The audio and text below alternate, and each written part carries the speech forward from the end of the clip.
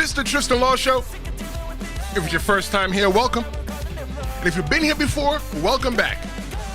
I'm Tristan Law, some retired pro wrestler, and today, I'm your host. Well, you know, last night we got WWE's Saturday night's main event, and WWE gave us chaos. They gave us cage matches. They gave us title fights, and you know what? They even gave us a shocking return. But when it was all said and done, something to me just felt off. Was WWE Saturday night's main event a big swing, or was it a soft, like, pop fly that never left the infield? Later on in the show, I'm going to break down exactly why I think that WWE Saturday night's main event felt flat. Like, what was wrong with Saturday night's main event? This card had every single thing that you wanted on paper.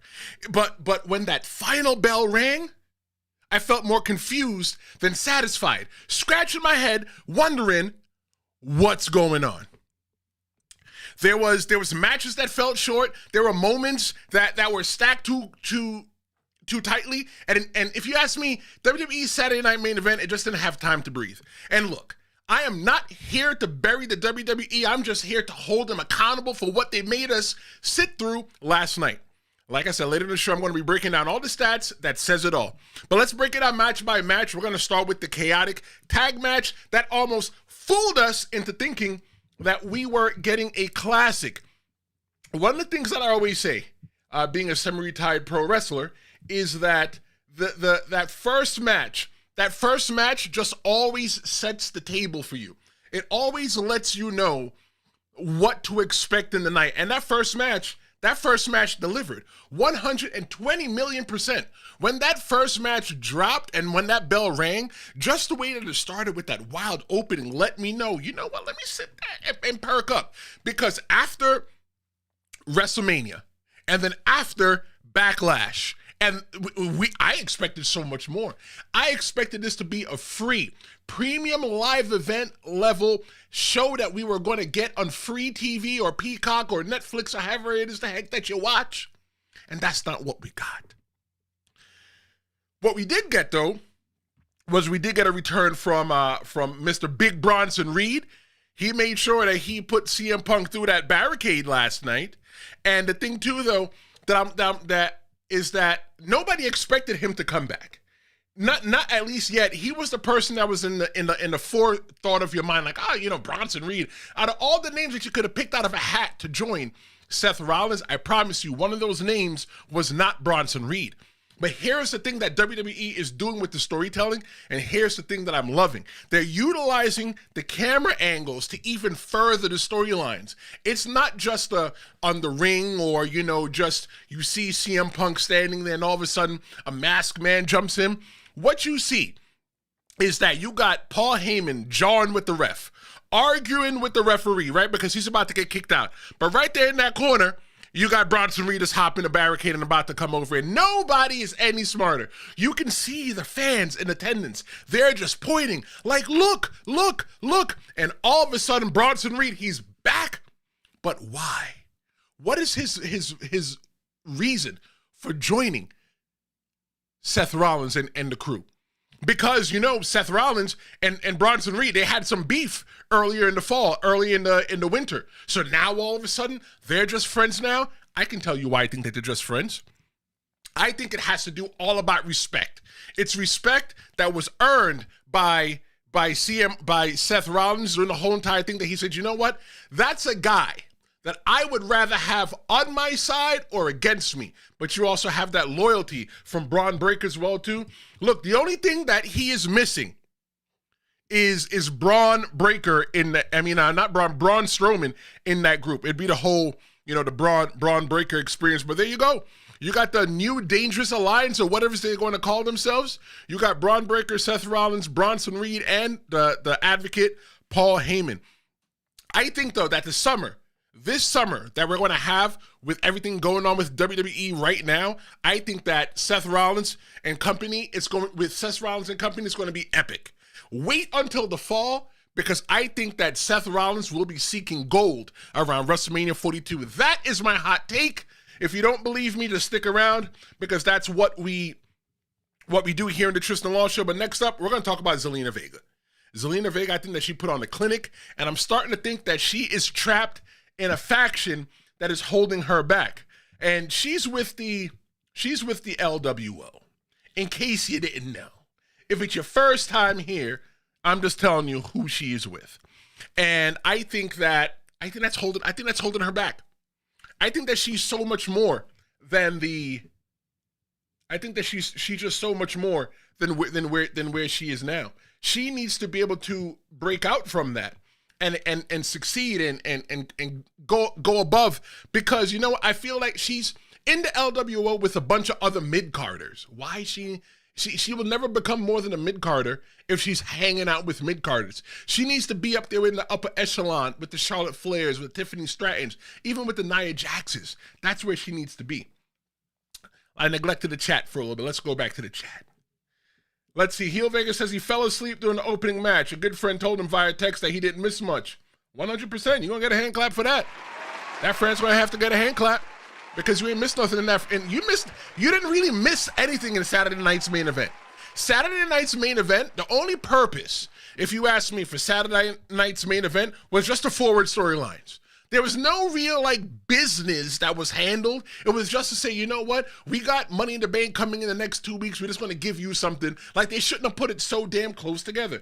Heel Vega also says, I think that Bronson blames Punk for his ankles being broken, especially after Punk bragged about doing it in a promo a while back. I love that. You're watching, you're reading the writing on the wall. You're seeing exactly what's happening. Thank you very much for your comments in the chat. Whether you're watching this live or on demand, feel free to jump into the chat. I read everything. We're up to 402 subscribers, so we are growing here on the Tristan Law Show. But back to that Zelina Vega match versus Chelsea Green. I think that Zelina Vega is a future world champion. She has to be. She is just not where she belongs. They say that you are the company that you keep. That is Zelina right there with the United States Championship. Okay, there's no reason that can't be the women's world champion or the women's championship, WWE championship, whatever the heck they call it these days. There's no reason that it can't be that. And the only reason that is that she's hanging around with the likes of Rey Mysterio. Rey Mysterio isn't even a main eventer anymore. If anything, he's a wash-up and he's a has-been. And if you don't understand why Dominic Mysterio don't like his dad, just watch. Just watch. He wants to be in a flock of main eventers, and Dominic Mysterio is going to boost himself up and become a main eventer, and Zelina Vega and the whole entire LWO just seems to see it that Rey Mysterio is not it anymore. Nah, not at all. Leave that one alone there. Heel Vega says that his issue with Zelina Vega, is her entire gimmick is I'm a Puerto Rican wrestler that was cheered in Puerto Rico once when she's way better and above that. Damn.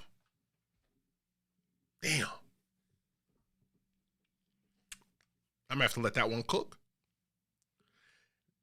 Heel Vega said that Zelina Vega's, I wonder if you guys are related? He said that Zelina Vega's entire gimmick is I'm a Puerto Rican wrestler that was cheered in Puerto Rico one time. Yo, it's the God's day. You going to make me cuss. But you know what? Damn, man. You're going to have to get yourself another hand clap for that because I can't disagree with that. What is Zelina Vega's gimmick? What does Zelina Vega bring to the table? Maybe that's another issue with Zelina Vega. We know that Zelina Vega is a really good wrestler. She's a really good entertainer. But the problem is that she's running around as a Puerto Rican wrestler that was cheered in Puerto Rico one time. That is her gimmick. Why should anybody care? Now, don't get it wrong. Damien Priest, he's a Puerto Rican wrestler as well, too. But he doesn't run around saying, hey, I'm a Puerto Rican wrestler that wrestled Bad Bunny. He's not saying that. You got Carlito. Carlito's Puerto Rican as well, too. He's not running around saying, oh, I'm a Puerto Rican wrestler and my dad is one of the biggest Puerto Rican wrestlers ever. No, but Zelina Vega is running around don't get it wrong. I'm not telling nobody not to have pride about their heritage and where they come from, about their city, state, town, country, any place in the world. That's not what I'm saying. What I'm saying is that maybe Zelina Vega just needs a little bit more. Maybe that's where she's lacking. She's probably lacking in the gimmick department. We're not saying that Zelina Vega can't wrestle, but like Heel Vega said, Zelina Vega needs to be more than the Puerto Rican wrestler that was cheered one time in Puerto Rico. Yeah. She's a future world champion, but she's not a future world champion in the LWO. Then came a match that should have meant, if you ask me, I think that match should have meant a lot more. But it left me feeling like there was one big question that I was feeling. What the heck is the WWE doing with R-Truth? That's what I want to know. So they put R-Truth inside this match, and I'll be honest, I never expected R-Truth to win. A lot of people were saying, oh, R-Truth needs to be the one that takes the belt off of John Cena. No, that's incorrect. He's not the one that's supposed to take it off of there. But what I expected was for it to be a good match where John Cena and Ron Cena, R-Truth, were inside the ring together, and R-Truth shows that he belongs, that he hung with the 17-time world champion who says that his last time is now. But what did we get? We just got a thing just to forward another storyline. There was nothing in it for R-Truth. John Cena, though, I think he's doing a great job with being a heel right now, and a lot of people will disagree with me. I love that John Cena is cheating every single time in order for him to win. But you know what? The shot to the nether regions that John Cena gave R-Truth, I think it was unneeded in this match. Why?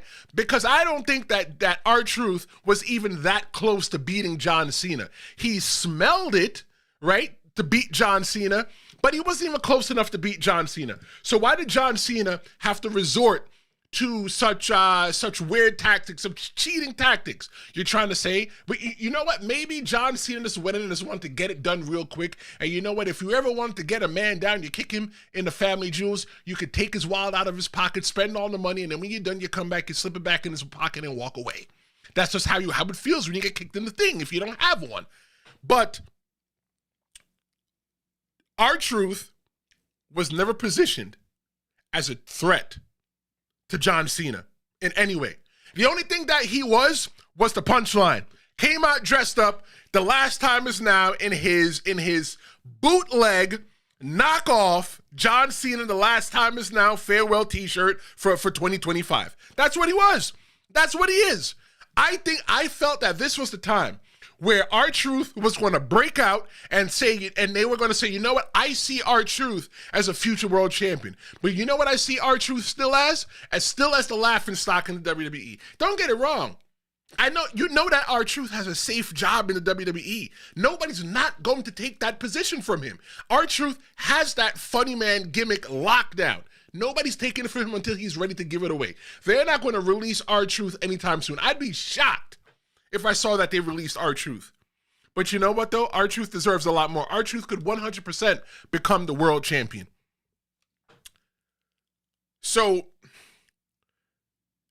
when we're looking at this picture, I think that John Cena, the whole entire thing with John Cena, I think that he's just reminding us, though, in that match, that he's always willing to take the shortcut. Right, the ball shot, the kick in the low blow is the way that they're telling the story now. And like I said, the way that the story should be told when it's Cody and John Cena one-on-one the next time is that Cody Rhodes gets the hit, and then John Cena turns around and thinks that he's got that one in the bag to throw the belt around. But when he gets ready to turn back around, Cody Rhodes is holding the cup in his hand because he protected himself and he was smart, hit John Cena with the crossroads, cover him and win. That's how that match should go. But we're going to move on, right? Because this is not why we're here. We're not here to talk about every single thing that happened in Saturday night's main event or to talk about the winners and stuff like that. There was something wrong with Saturday night's main event, and I'm going to tell you exactly what it is. I'm going to crack this egg. So make sure you keep it locked because we are going to 100% talk about what the problem was with Saturday night's main event. Heel Vega, still in the chat. He said, John did the low blow to cement himself as a heel even more. He didn't need to do it. It was a statement. I agree. He didn't have to. He said, shame since R-Truth as Ron the Truth Killings was the first of a black NWA champion. Yeah, but you know what? In the realm of the WWE, I guess that doesn't even really matter because they don't really, if WWE doesn't talk about it, if WWE doesn't tell you on television, if they don't put it on their social media channels, then it doesn't matter. Nobody said, you know, R-Truth was a one-time world champion facing the 17-time world champion John Cena. They didn't care to tell us that. Because you know what? In the realm of the WWE, it didn't matter. But let's take a look at that. Thank you so much for your comments. Let's take a look at that match with Damien Priest and Drew McIntyre in that steel cage match. And let me tell you this. That match was short. It was short for a match with so much backstory.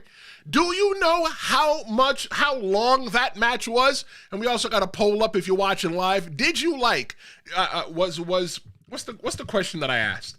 I asked so many darn questions. That's what you get for wrestling and getting hit in the head. Was Saturday night's main event a letdown, yes or no? Simple. And right now, we got 100% yes. Wow. Damn. Could somebody put no that it wasn't a letdown and then come into the comments and defend yourself? You know, this the best part about the Tristan Law Show is that I give you the ability to have a voice. Not everybody wants to be a podcaster, but everybody has a voice. So come use your voice. I want to hear from you. No judgment. For whatever reason you think that Saturday night's main event wasn't a letdown, go ahead and put that in the comments.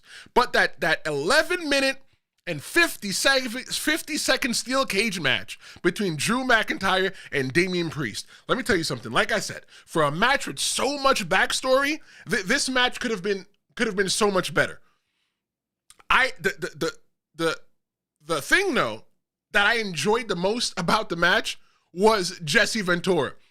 I don't think that Jesse Ventura is going to be invited back again. I'll be surprised if you see him at the next Saturday night's main event in July. And that same exact weekend, they're doing WWE Evolution, the all-women's PLE pay-per-view, and then the next night, they're doing Saturday night's main event. Nope, I did that wrong. Flip it the other way. First night is Saturday night's main event, and the next night's going to be Evolution. So you already know that we're going to do 2 shows that weekend, recapping both those events right here in the Tristan Law Show. So make sure you keep it locked. Make sure you hit that subscribe button, because that's what we do here on the Tristan Law Show, to make sure that you keep it locked. But Jesse Ventura was upset over the way that Damien Priest left the ring, the way that he won the match. And he was saying, oh, well, you know, in my time, we didn't just walk out of the ring.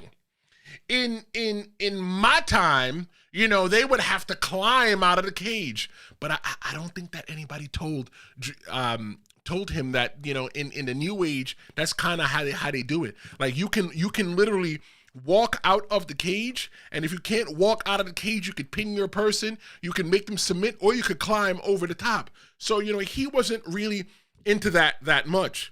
And that's the way he just kept harping on it. You could tell that he's not a broadcaster like Michael Cole or Pat McAfee. There's a couple times that I think that, you know, Jesse Ventura could have laid out a little bit and just give things a little bit more room to breathe. But he always had something to say. But you know what? That's what made it different. And it wasn't all night. It was just that one little time. But this match, though, between Damien Priest and Drew McIntyre, this match would have hit way hard at Money in the Bank. But so now that we got that match, what's going to happen at Money in the Bank? The same exact rematch?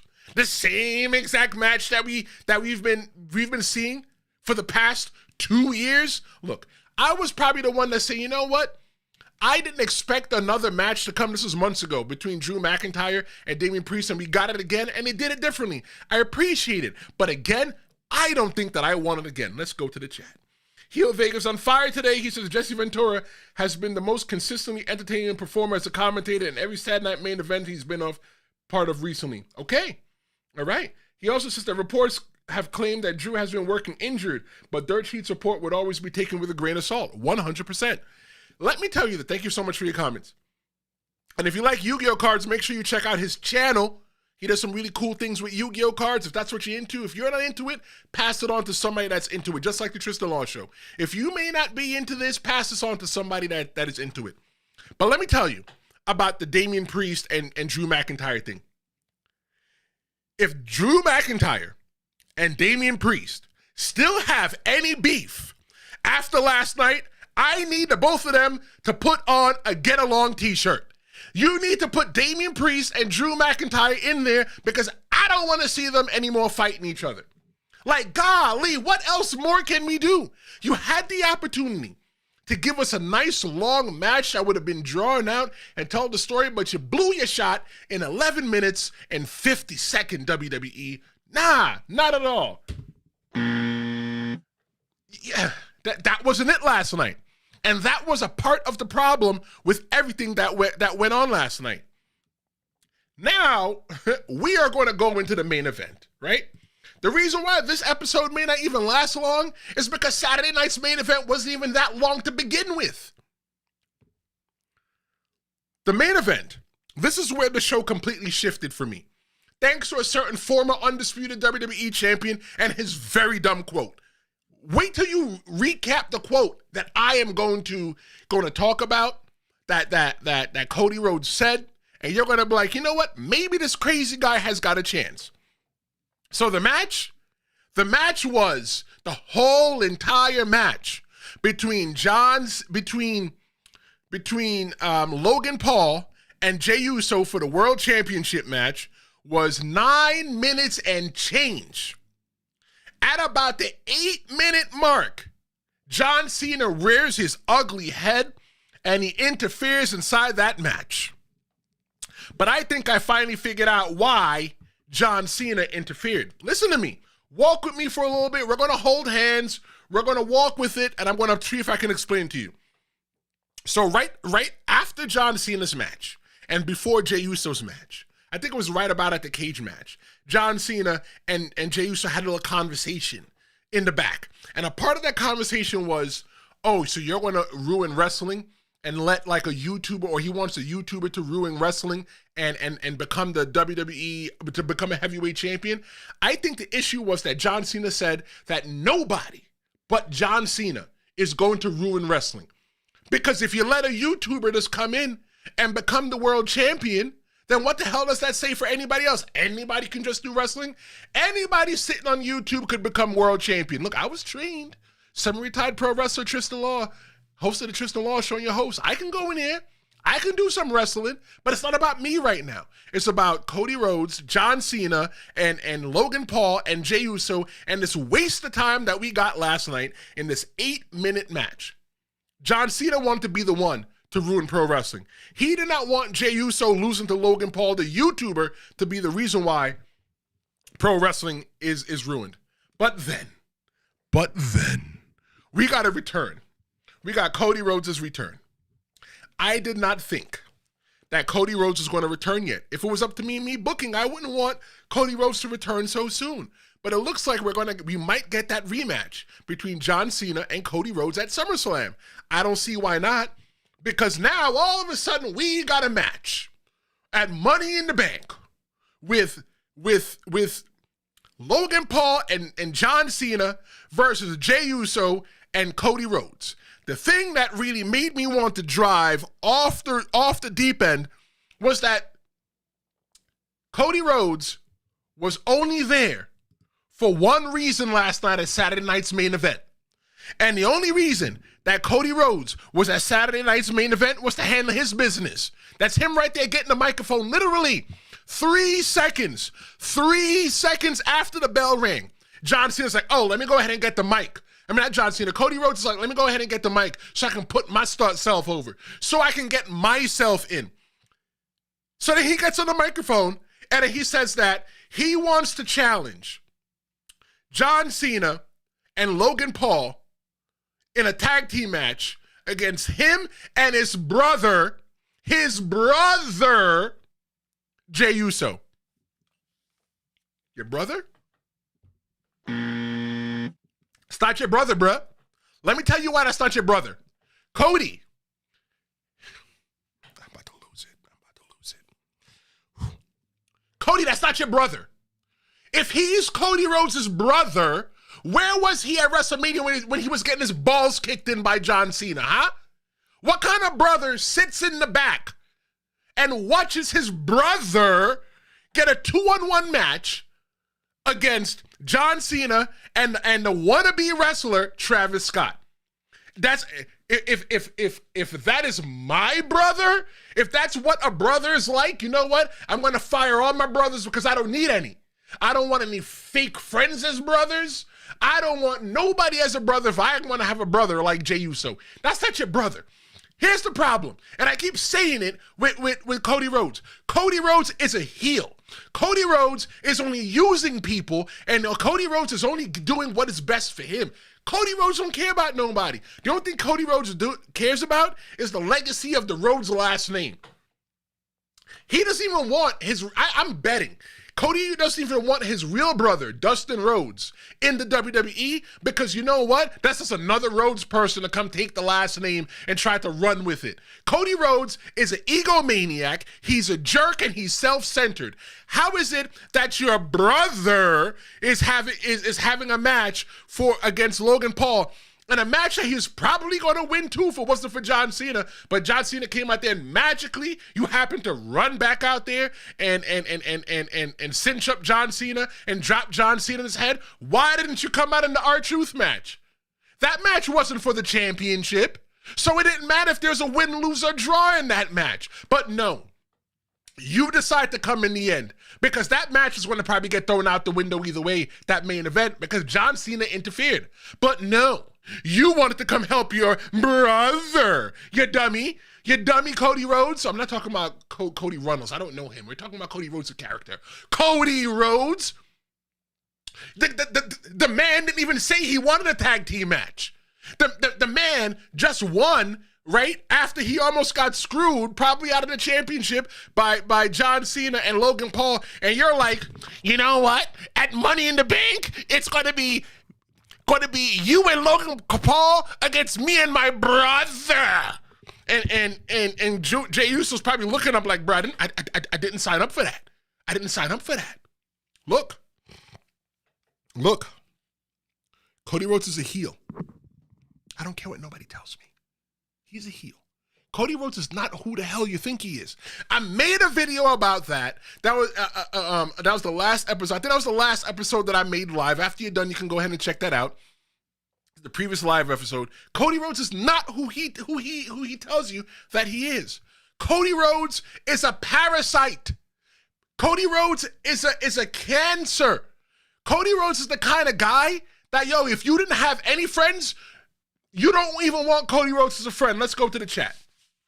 Heel Vega again, still on fire, said it's legit might be a catalyst for Cody's heel turn in the future. He's already a heel. I'm telling you. He's a heel running around pretending that he's a babyface. He says that CM Punk warned Cody during their promos leading towards the Royal Rumble. I feel if or when Cody gets his title back from Cena, he's going to lose it to Punk. I disagree. I think that Randy Orton has first dibs. First dibs. So if John Cena loses that championship, if John Cena loses the championship, then what? He's just going to be a heel running around through the rest of the year until he retires. I think nobody will care. John Cena has to stay heel. But you know what? We got that tag match coming as Saturday night's main event. Not Saturday night's main event. At Money in the Bank in a couple weeks. Maybe they can redeem themselves from this long episode of Monday Night Raw that we just got, where every match could have just been the main event. But you know what? They didn't give enough time. So let's talk about it. Why did the show feel so rushed? The total wrestling time in this entire 2-hour show. Listen to me. Look. Let me get closer to y'all so that y'all can hear me.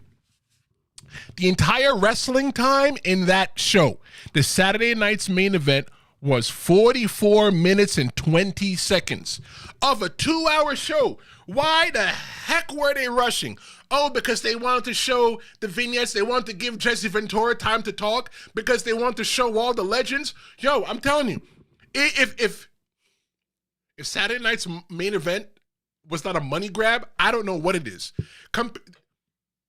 Compared to December and April's Saturday night main event. In December, we got 50 minutes and 20 seconds of actual in-ring pro wrestling.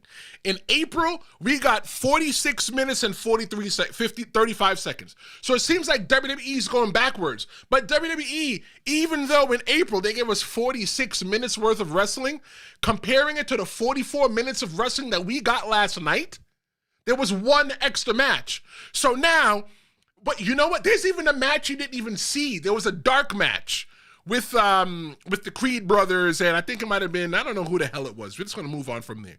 But if they was going to cut a match, the match they could have cut, and I mean this in the most respectful way possible, was Zelina Vega and Chelsea Green.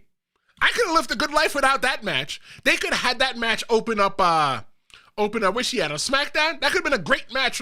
That could have sufficed as the main event on SmackDown, right? But they could have saved that match. What is it? The 4, 5, 6 minutes in that match, the 7 minutes in that match, and split the time up against everybody else, because every darn thing last night felt rushed.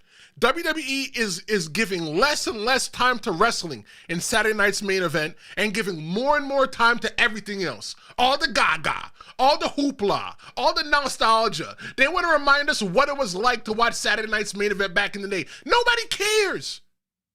Most of us that are watching the WWE right now, we're in our early 40s, late 40s, early 30s, whatever. You might never properly remember Saturday night's main event. You probably don't even care about Saturday night's main event. The only reason Saturday night's main event came on was because rock and wrestling was doing so good in the 80s that Dick Ebersol said, you know what, or whoever in NBC said, you know what, I want to go ahead and do a show the weekend when Saturday Night is gone. Saturday Night Live is gone. Saturday Night Live, season 50 is done. I love Saturday Night Live. I watch the whole thing on YouTube. So now they got to fill it. And they're going to fill it with 44 minutes and 20 seconds of actual wrestling. Saturday Night Live has more time in jokes than Saturday Night Main Event had in wrestling. I'm there to watch wrestling. I don't care respectfully about the legends and everything else that's going on. All I want to see is the actual wrestling. That's why the matches felt so short. It's like, oh, damn, this match is over already? It felt like an episode of Raw. Not even. It felt like an episode of WWE Superstars. If every big match, if every big return, every big match, it gets eat up time, the moments won't mean anything. The thing about pro wrestling, people, and you're getting this from a semi-retired pro wrestler, Tristan Law. I was trained by the Dudley Boys. I was trained by Nunzio. I was trained by a lot of people. And one of the biggest things that I take away from pro wrestling is that it's not about the moves. You can't probably remember every single move in every single match last night, but what you can remember is some of the moments. And I feel that because there wasn't enough time, there wasn't really that many moments. What was the moment in the Zelina Vega match when Chelsea Green had the busted nose? Oh my God, great moment. I think the only match that took the time to give us the moments was the tag team match, Seth Rollins and Bron Breakker versus CM Punk and Sami Zayn. We got a moment in there. We got a moment right in the end of the match. And maybe even the main event, even though it was short, right? And the main of but the thing though about the main event was that the moment wasn't even in the match. It happened around the match. Nobody cares. Nobody cares. Give us our damn wrestling. Let's see. Heel Vega says ad revenue controls TV streaming. Right. Look, I'm not telling them that they can't make ad money. WWE in this day and age, there's so many other ways that they can collect ad revenue. They can do a picture-in-picture and show it up on the screen while the wrestling is still happening. But you know what? There wasn't like there was any... I don't know. Maybe I watched something different. I watched it on TV, on the DVR. So it wasn't like they were cutting to commercial. That's not what they were doing. What they were actually doing was just not giving us any wrestling. They're showing me Bo Dallas and Bray Wyatt's dad and uncle. That's nice. You know what? That's real nice. They're showing us Tatanka and Lalani Kai and Jesse the Body Ventura. That's real nice. That's real nice. Look, you have to respect the past that was there before you, because without the past, you don't have any future. But I tell you this, we can't rely so heavy on the past to make people want to fall in love with wrestling again. You want to make people fall in love with wrestling, give those matches some time and give them some real moments. But let me tell you this. After watching Saturday night's main event, I think that Punk versus Reed, Cena versus Cody, that's what we're going to get coming out through the summer. And I think that WWE, they paced last night slow. just so that we'd have something for Money in the Bank, which is coming in 2 weeks. Great. We just can't wait. But there are 3 events this weekend. You had TNA Under Siege. You had Saturday night's main event. TNA Under Siege was on Friday night. You had Saturday night's main event, which was obviously last on Saturday. And now tonight, you have AEW's Double or Nothing pay-per-view. And I think, and this is coming from a guy who does not watch AEW, so this here is going to be a hot take. I think that AEW Double or Nothing is going to be the show of the weekend. Look, there's not much that AEW has to do. Just turn on the lights, have a few matches, and then just go home. But I 100% believe that if you're watching AEW's Double or Nothing tonight, I think that you're going to be in for a treat, so make sure that you go ahead and get that. But I'll tell you this, though. Saturday night's main event, I don't think it's dead. But after last night, I think it's definitely running on fuse. You know, WWE, if you want this to feel special, you need to go ahead and you need to give the wrestlers time. Well, thank you so much for joining me and watching the Tristan Law Show. I'm Tristan Law. If it's your first time here, hey, make sure you hit that subscribe button. But if you like what I did, make sure you like, share, and subscribe. Share this with a friend. Don't make me a dirty little secret. I'll be back on Tuesday, and we're going to be talking about WWE ditching New Orleans to go to Las Vegas. Why? I'm going to break it all down for you next time on the Tristan Law Show. I'm Tristan Law. This is the Tristan Law Show, and I'll see you next time. Flashing red lights, driving at night, windowless ride, feeling alive, nothing in sight, forever